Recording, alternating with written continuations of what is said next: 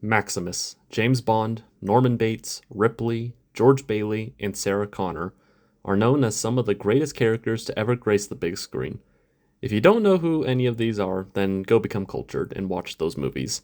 That said, I think that on that list, one of my personal favorite characters of all time is the super smart talking chimpanzee himself, Caesar.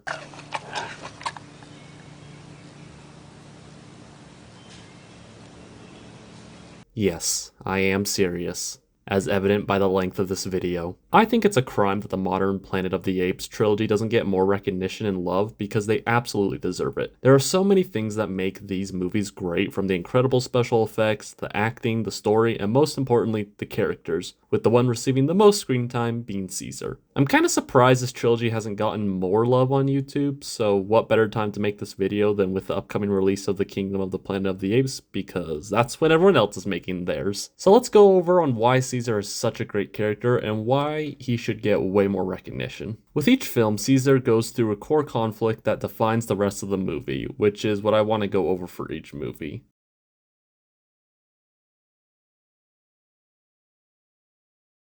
Rise of the Planet of the Apes is the beginning of our story and our introduction to Caesar, who has hyperintelligence due to a drug that was tested on his mom and passed to him through pregnancy. Through a set of circumstances, his mom is killed while trying to protect him, causing Will to bring Caesar home to his dad, who is suffering from Alzheimer's, and begins to bond with Caesar. 3 years pass by and Caesar has grown a lot and shown to have an extremely high intelligence, even able to sign. Through his curiosity, Caesar has an incident with a neighbor and is taken to a primatologist to treat his injury. In these two scenes are where we, the audience, first get to see Caesar as a character from two worlds but not accepted by either. The incident with the neighbor resulted from him wanting to help fix the broken bike, just like a real little kid would, but he is a wild animal and treated as such by the neighbor. The second is when he is taken to a primatologist, and as he goes by the chimpanzee enclosure, they are completely silent until he peeks out from the blanket, in which they go absolutely crazy.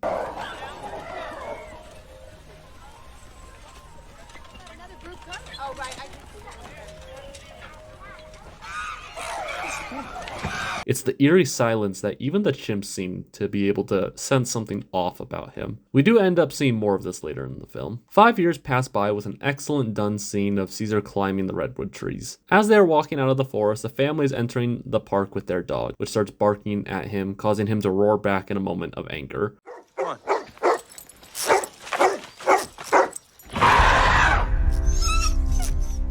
Caesar! Caesar! Come on.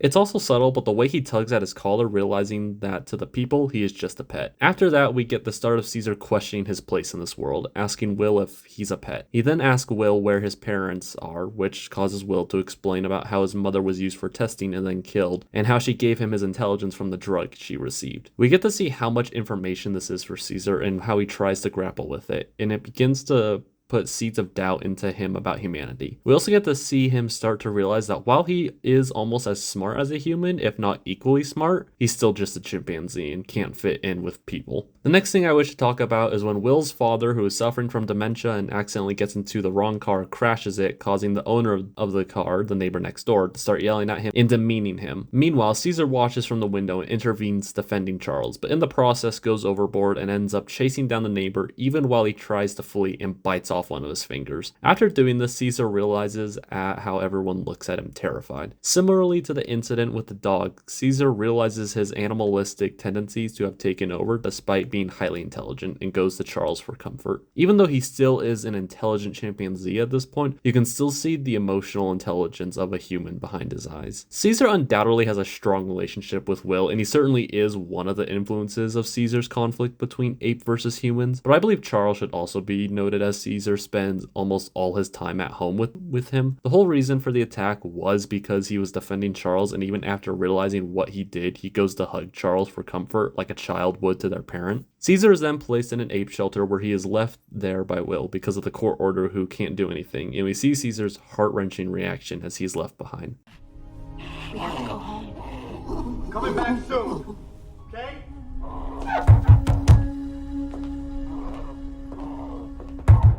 but I don't think he fully understands the circumstances of why he's here, as well as the danger that he is capable of, with him being much stronger than people, and during that attack, very capable of hurting others. Caesar draws his window from home on his wall in hopes that one day he'll be able to return back home. It's incredibly heartbreaking to watch. While at the ape shelter, he befriends Maurice, the orangutan, and is picked on by Rocket and is an outcast, which is another example of how he's caught in between these two worlds, with him not knowing how to properly behave around other chimpanzees. Even when he first meets Rocket, you can see him acting more like how a human would think they should act around a chimpanzee than how a chimpanzee would. Will comes back, however, causing Caesar to get excited. However, he is told he won't be coming home, and you can see the frustration and emotional distress he's in.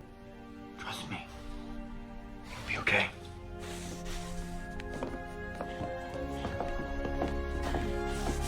He then erases the window he's drawn, which continues the idea that Caesar is beginning to accept what he is, an ape and not a human.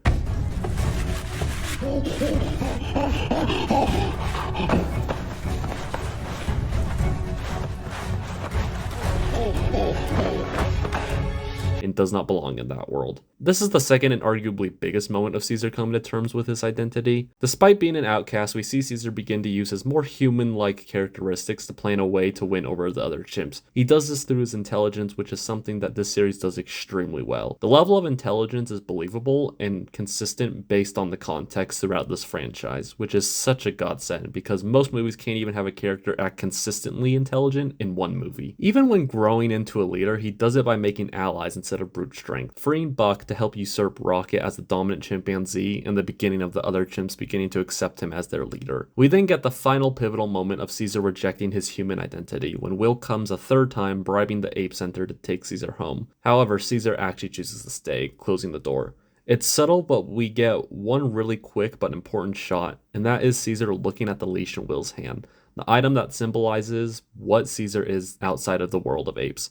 Just another pet, like a dog or a cat. Even despite this, Caesar is still extremely heartbroken to not go back to Will because he does love him, but recognizes that he is much less out there than he is here with the apes. Cementing this is the other apes beginning to cheer and hoot for their new leader, seeing that he has chosen to stay.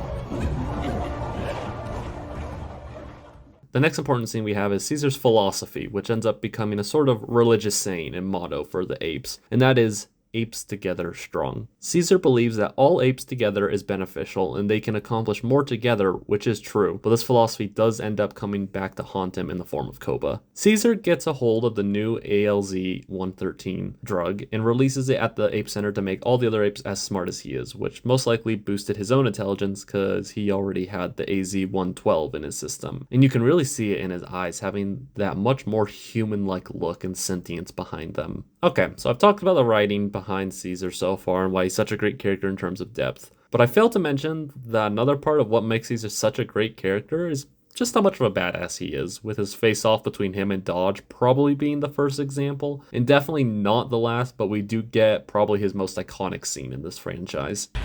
Take your stinking paw off me, you damn dirty ape!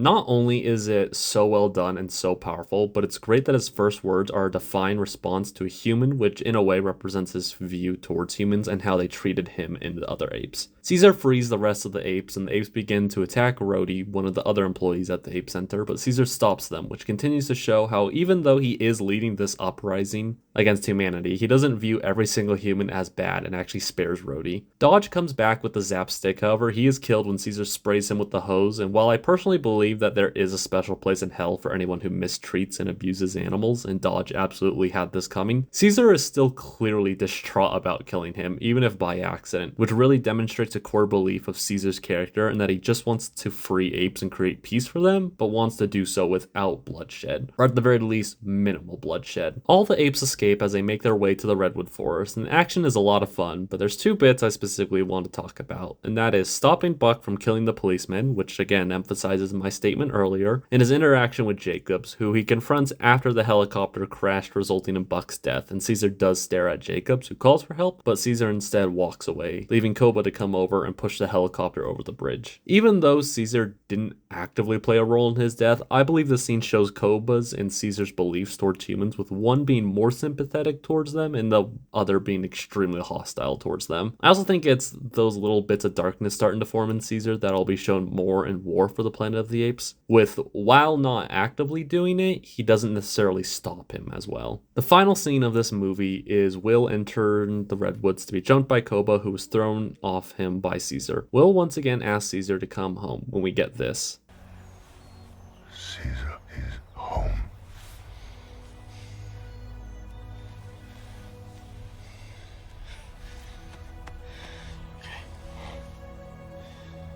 It's such a great way to wrap up the conclusion on Caesar's character journey through this movie. He has finally accepted that he is not a human, but an ape, and belongs in their world, not Will's. We then get a shot as all the apes begin to climb the trees, looking at San Francisco, and the film ends there.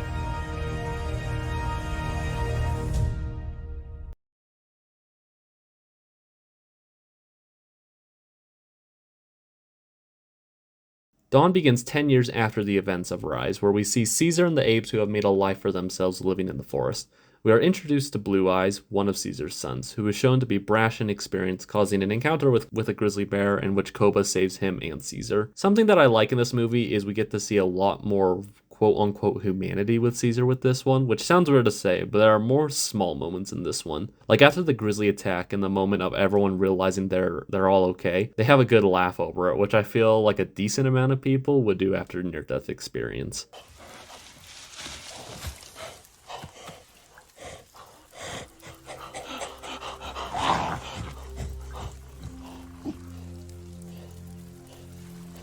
Rise gave us a lot of leadership moments for Caesar, and this film certainly has a lot of that as well, but we get several scenes of Caesar being a father, which is another way for us to empathize with him, since there are probably more fathers in this world than there are leaders that could relate to this. These small moments really help us to connect Caesar and see him outside of this legendary leader amongst the apes and as an actual character. Even as a leader, we often see the dilemma Caesar has with trying to have peace with the humans and the apes, because while he's definitely going to side with the apes just like a real person, he can't just ignore where he came from and that life that he lived. Although violence is an absolute last resort, Caesar still remains a strong and powerful leader by displaying a show of force to the people of San Francisco. This is a testament of the writing, but every decision he makes has consequences, with the biggest consequence of all, of course, being Koba. I feel like I can't talk about Caesar without talking about Koba and his impact on the franchise, because they have such different viewpoints on humans that dictate a lot of their actions and eventually leads to them going from extremely trusted friends, practically brothers, to enemies. Koba was in the same lab that Caesar was born in and was the chosen test subject for the new ALZ-113 drug and had an extensive testing done with him. Koba's views towards humans are understandable.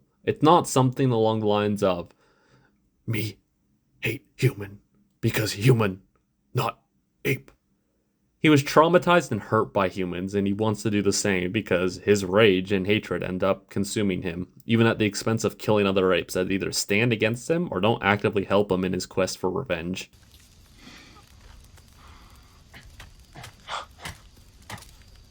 Human. What? Human. What? Human. What? Human work!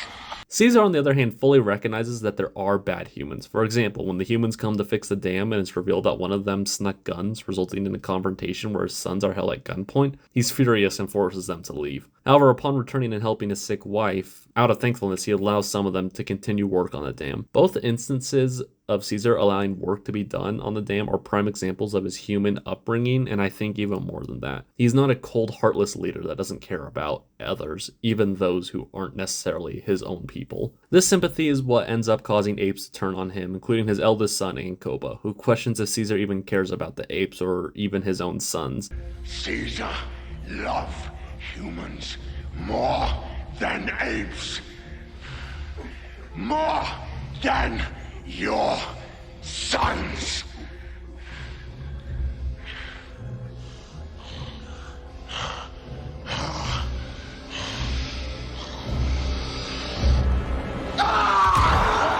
And this is the final nail in the coffin that causes Koba to betray him and shoot him, and leading the apes into a battle against the humans, where they win and begin to imprison them. Koba's hatred consumes him so much that he is no longer going to war with humans because we need to strike first before they do type of mentality, no matter how much he says that's the reason. He is fully motivated by revenge, and I think the excellently crafted shootout scene really shows this, and we even see Blue Eye's reaction of Koba straight up enjoying the violence. His hatred even drives him to break the most important rule: ape, not kill ape, when he throws Ash off a building for not killing a human, horrifying the rest of the apes, which continue to follow Koba out of fear.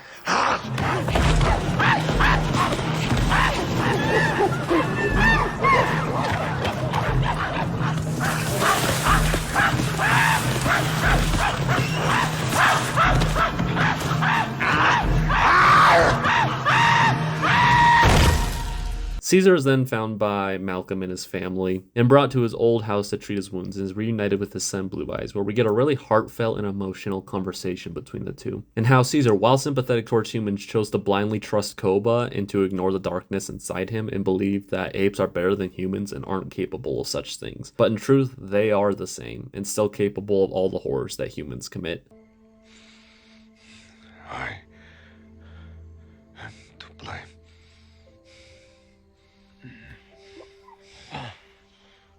I chose to trust him because he is ape.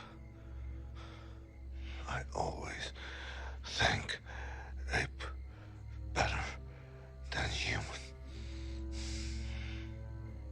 I see now how much like them we are. We also get this great conversation between Caesar and Malcolm after Caesar finds and watches an old video camera of him and Will, reminding us of how one good man has had such an impact on Caesar. You're home. Good. Good. That's good.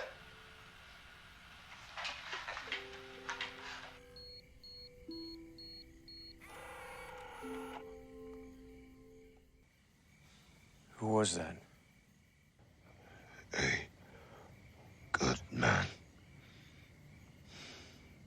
Caesar goes to confront Koba, and I don't think I can ever not say how much of a badass Caesar is. He just faces Koba, who has a machine gun and is clearly shown having no problem killing other apes, and even baits him into a mono-on-apo fight, which despite recovering from being shot, Caesar gives Koba a pretty even fight, and the fight is only paused when the building is partially brought down from explosions at the base. With the building partially destroyed and many apes killed or trapped under the debris, Caesar immediately begins helping trapped apes, whereas Koba lifts some debris off of a chimp only to grab his gun and drop the debris back on him, and immediately starts firing at Caesar. However, is distracted and fires at a group of apes, hitting Maurice. Seeing this, Caesar leaps forward and tackles Koba, who is left hanging on a ledge, unable to pull himself up. Caesar walks over and grabs Koba's hand, about to pull him up, only for Koba to say, Ape. Not kill. Ape. Caesar looks around at all the injured apes and his closest group of friends, and then drops one of the coldest lines ever. You are not ape.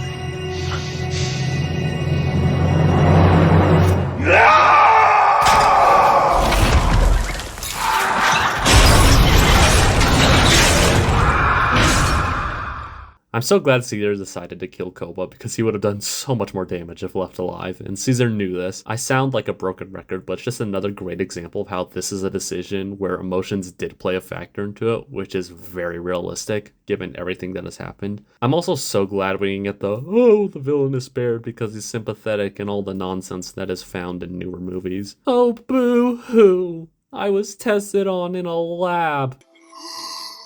Oh, I don't care if it's mean. Everyone's gone through bad stuff. That's no excuse to go around and start imprisoning and shooting everyone. The film ends with Caesar and Malcolm meeting up one last time and how they both really thought peace was possible. However, the actions of Koba has led to an all-out war between the two races. I thought we had a chance.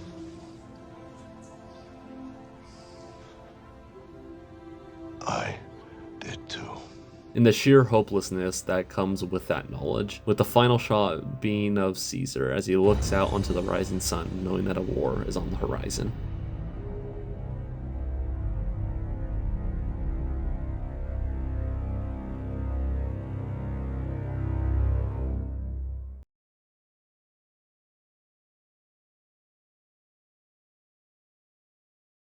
Our first scene begins with the apes being attacked by a squad of human soldiers, but are eventually able to push them back and capture some of them, which is where Caesar enters as we see him coming to the aftermath of the carnage, including injured apes reaching out with their hands as he touches them in response, almost as if even though he is this legendary leader, he still acknowledges them and the hardships they have gone through. When confronted with the remaining soldiers, he sends them back to their base to tell their colonel that he wants peace and did not start this war, with the intention that sending these men back alive will show they are not violent savages. Despite losing 63 apes in this attack, Caesar still hopes that peace can be achieved despite the unprovoked attack.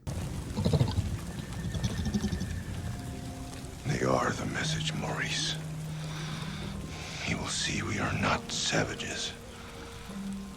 Returning back to the main base, Rocket and Caesar's sons, Blue Eyes, return home from a long journey where we get just one of the many great father moments of Caesar in this franchise. A plan to move the apes to a new location is discussed and debated on when, and decided that they just can't leave abruptly. Later that night, Caesar is with his family in their bed when he sees green lights flashing through the waterfall, indicating that a small squad of soldiers has infiltrated the base. Caesar wakes up Blue Eyes and tells him to protect his mom and brother while he goes and try and confront the soldiers before they make it very far. While I'm focusing on the character portion, I want to give a massive props to the scene and how the whole time I'm on the edge of my seat. Several of the soldiers are killed, but Caesar overhears a radio call indicating that King Kong is down. Rushing back to the main area, Caesar sees the colonel clipping himself to the line as he looks back at Caesar confused, and then just off to the right of him, which causes Caesar to look back and see the dead bodies of his wife and eldest son.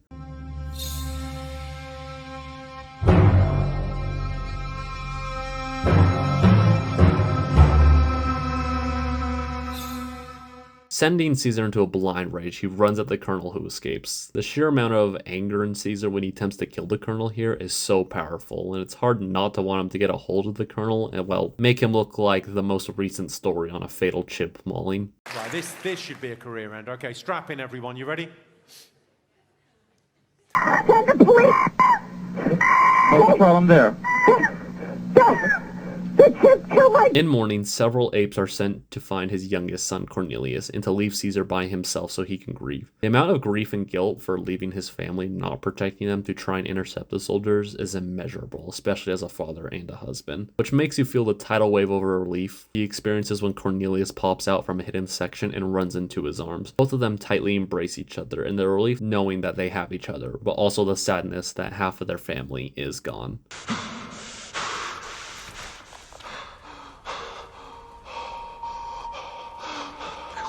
Cornelius.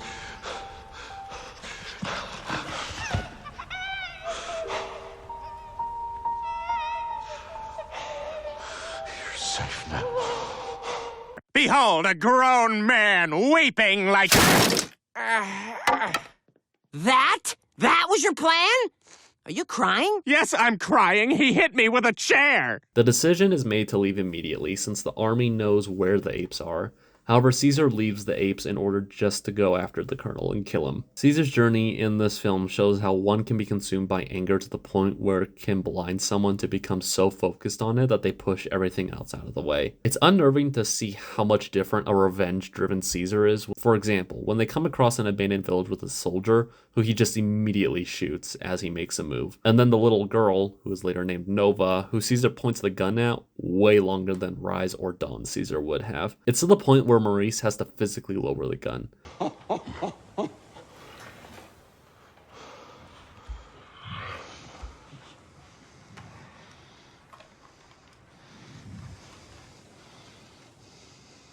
In In the past, Caesar has always placed an importance on distinguishing good humans from bad humans and responding appropriately to each. But here, there's something so unsettling seeing one of the apes who was the most sympathetic to humans holding a gun up to a child the longest. Even the other apes look stunned, and it might just be my brain thinking this, but for a split second, I swear you can see that bit of old Caesar poking through and horrified at what he had just done, even if for a brief second before refocusing on gathering supplies, so he can continue going after the colonel. Apes, along with Nova, catch up to the caravan where they confront a white gorilla named Winter who betrayed the apes by giving the location of the base. Winter is interrogated on where the colonel is.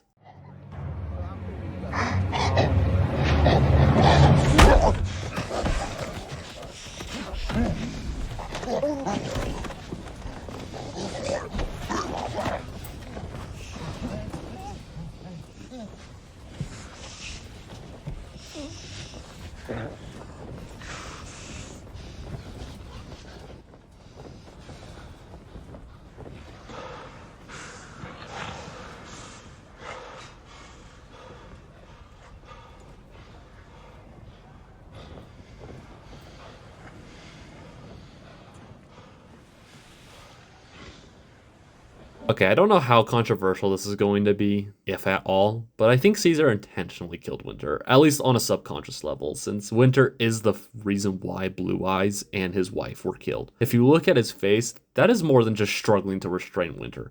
That is genuine rage. However, when he does realize he killed him, he's horrified as he's just broken one of his most important core beliefs.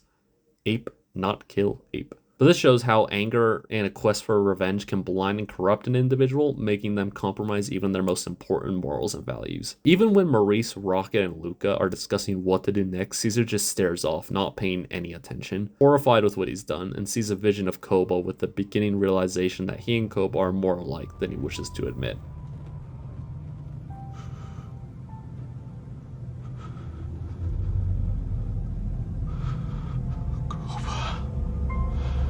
Ape. Not kill. Ape. They come across a mysterious stranger who turns out to be Bad Ape, who tells them where the colonel is but refuses to go back because of the fear. However, later that night, when it's just Bad Ape and Caesar, they share about how they both have lost a child, and the idea of Caesar may be able to avenge his child causes Bad Ape to take them to the human zoo. While doing some reconnaissance, Caesar and Luca are ambushed. However, Caesar's pushed out of the way and Luca is fatally injured. This death causes discourse, with Maurice insisting that this come to a stop, as on the path of revenge, more is always going to be lost than gained. Rocket, on the other hand, insists that they have come so far and Luca's death can't be for nothing. So basically a sunken cost fallacy. We then get Caesar saying they must pay, in which Maurice responds with,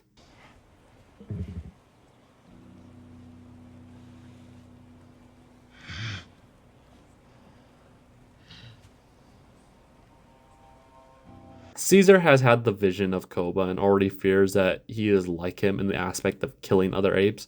However, Maurice comparing him in another way sets him off, causing him to separate from the others. With how anger and revenge often lead someone down a dark path, causing them to act out of character and abandon their morals, the other main principle of the apes in these films has always been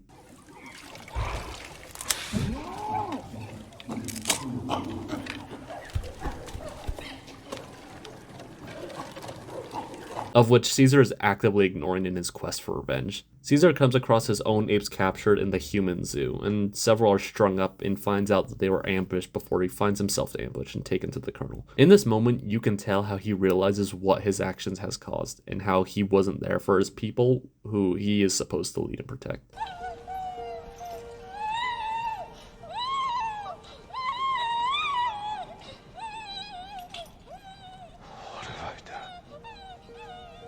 A lot of the next scenes include on why Caesar is such an iconic leader and why the apes follow him, with him standing his ground when another ape is whipped and remaining stoic while being whipped as well, and continues to beg the colonel that the apes receive food and water as they are too weak to keep working. You understand why they would follow him and how they are willing to go back to work to prevent him from being shot, because they genuinely do care about him. Caesar is once again taken to the colonel, and they discuss how the soldiers coming are against the colonel and his men, as well as how Caesar tries to offer peace, but instead his family was killed.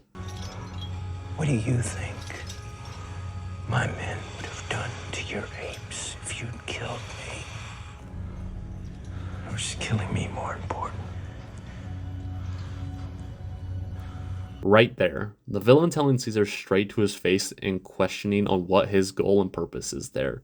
To protect his apes or kill the colonel, because it's looking like one is a lot more important to Caesar. I do like that even though Caesar still sees what his revenge quest has done to his apes, he's still highly focused on killing the colonel. And however, him standing by his apes does eventually pay off, as they are given food and water so they can continue to build the wall, despite not receiving any of his own. However, in another extremely touching and emotional scene, Nova sneaks into the military base to give Caesar food and water and her little doll. The scene does two things. First being that Nova does partially restore his faith in humanity, and while blinded by rage and throughout the film has been very hesitant of her, this brings Caesar back to how he used to view humans, as some good, some bad, but not all are one way.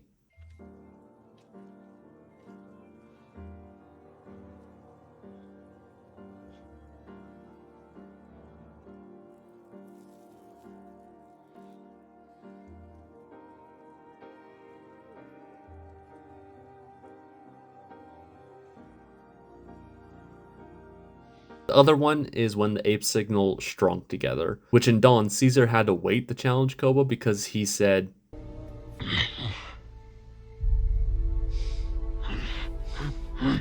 Not if I am weak. Ape always seek strongest branch. However, even in his lowest moment, he still has the loyalty of his apes, which shows that this is an actual leader who is beloved by his people. A plan is formed to get the apes out of prison before the soldiers from the north come, and is very successful. However, even as all the apes have escaped, leaving only Caesar and Rocket left, Maurice was right.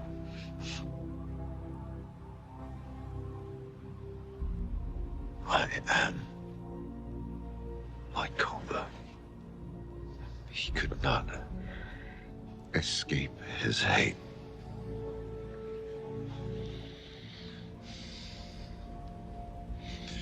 And I still cannot escape mine.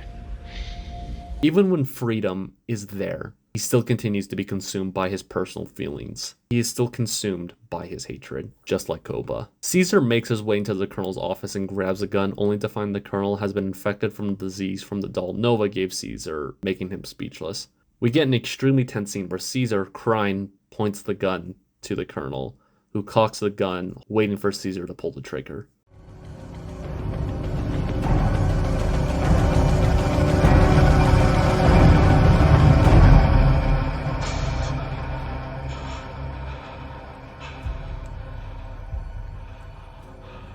In this moment, Caesar chooses not to kill the Colonel.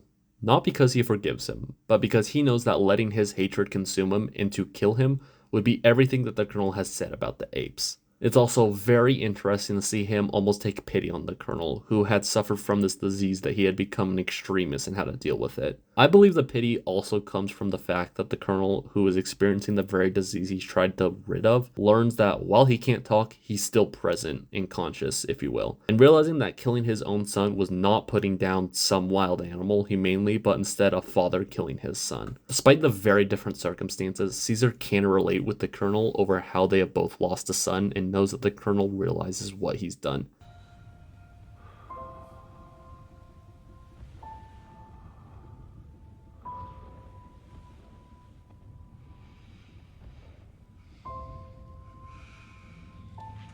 He was more human than the Colonel ever was.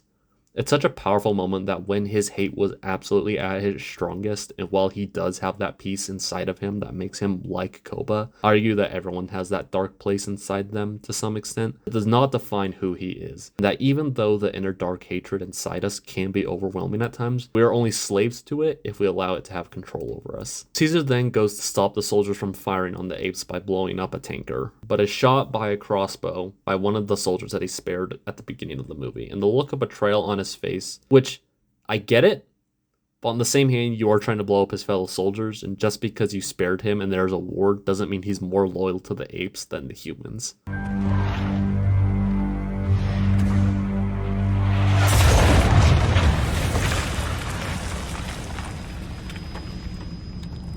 I love the realization for Caesar that Donkey, who has been one of the antagonists that was loyal to Koba, but ends up sacrificing his life so he can show Caesar that he died as an ape and fought for the other apes and not just himself. Caesar eventually blows up the tanker, which leads to a massive explosion and avalanche that wipes out all the soldiers, leaving the apes to peacefully leave and make their way to their new home. As they arrive and the rest of the apes explore their new home and celebrate, Caesar and Maurice sit down and overlook the apes. Maurice then notices that Caesar is bleeding and realizes he's been bleeding out the whole journey and that Caesar is going to die soon. Trying to get attention for help, Caesar stops him, letting him know that his time is near and begins to comfort Maurice. Maurice.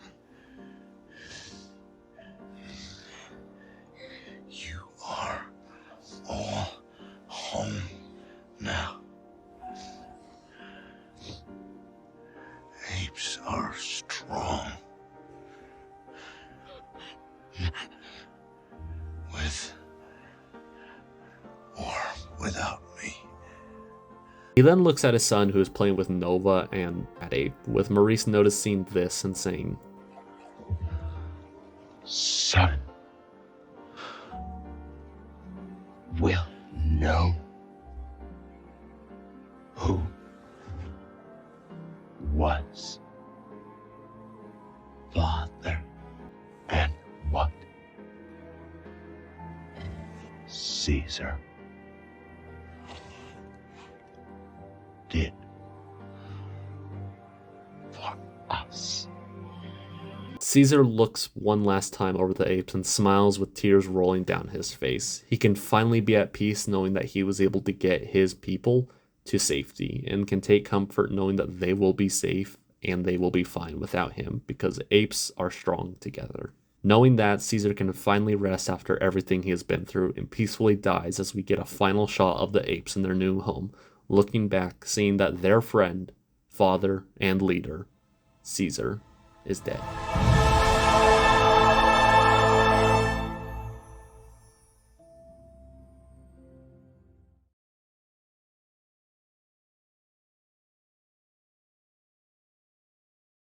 So that's the character journey of Caesar, and at least I feel all the important parts of development of Caesar, which makes it sound like these are the cliff notes of his development, which is funny considering the script is currently sitting at 12 pages long. It probably doesn't help that this video was not my most organized video, with actually going through several redrafts, so this is the more organized version, but hey, I've never been good about organizational structure for YouTube. Unlike Caesar's journey, which is so well done and feels so natural, you kind of forget he's a hyper-intelligent chimpanzee half of the time. Each film does a great job of giving him these character arcs and incorporating the previous ones and not just throwing away any development out the window because it would interfere with the character journey that they want in this current story. It's always building on each other and all of it is extremely emotional, which would not have been able to be accomplished without a couple of things. The first being the writing. Oh, really? I didn't see this giant shield in front of me, you dumb bitch! No shit! Second, the visual effects, which really speak for themselves. And the third one, and no, I did not forget, I just wanted to give him his full due, but the man who actually brings Caesar to life, Andy motherfucking Serkis. This man is probably one of my favorite actors of all time, and this trilogy is a significant reason for that. An excellent script can definitely make a good character, but pair that with an excellent actor that brings all these visual subtleties of acting to a character that help breathe life into them, and that's when you start getting these iconic, excellent characters. And Andy Serkis, without a doubt, did that. I firmly believe that these films would not have been as good as they are, or even as popular as they are, if Andy Serkis wasn't Caesar. Because just like so many iconic roles played by their actors that will always be associated as that character, he captures both that intimidating stoicism, but also is able to deliver those powerful emotional moments which connect us to Caesar. Oscars are complete nonsense and ultimately don't mean anything because it's a predetermined, arbitrary, self-masturbatory ego projects that are often chosen. But it is absolutely criminal that Andy Serkis was never nominated for Best Actor for these or Lord of the Rings, because he has done such a better job compared to lots of other Best Actor nominations. And if you think the two type of gold popcorn is going to remotely make up for everything we've suffered, you're sadly mistaken! You're all bastards! Good night. I, for one, think he's a much better actor than Leonardo DiCaprio, who was one of the most overrated actors. He's good, but to quote Inside Job, I'm gonna tell you what I told Leonardo DiCaprio when he begged me to rig the Oscars. If you were the best, you would've won. I seriously can't sing Andy Serkis praises enough, and I feel like I'd never be able to fully recognize his contributions to the character of Caesar and his craft as an actor in general. Caesar, in my opinion, is a perfect character. Not in the sense that he's a literal perfect being that never makes a mistake. He's a perfect character in the sense that he has flaws. He has goals, he has struggles, he has victories, and he has losses. He's able to make you sympathize with him. He is one of the most real, authentic, and for a lack of better words, human fictional characters I have ever seen, which is why I believe Caesar is a perfect character. If you've made it this far, first off, thanks for getting this far. This video was a lot of work, but also even if you think the video is poorly structured, then I at the very least hope you can go and watch the movies for yourself or gain a greater appreciation for them because they truly are masterpieces that deserve to go down as some of the best science fiction dramas in cinema. I'm Cameron Facer, thank you for watching, spank all those buttons, stay safe out there, and I'll see you all later. Bye bye.